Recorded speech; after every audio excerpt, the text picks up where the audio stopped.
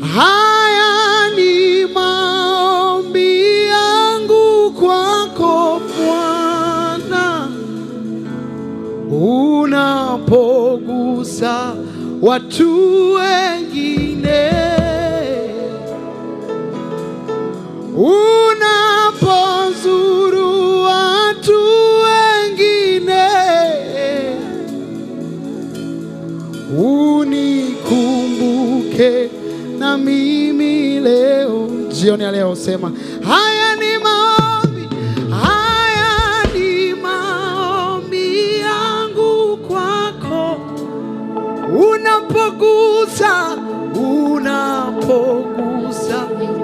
tu wengine, unapozuru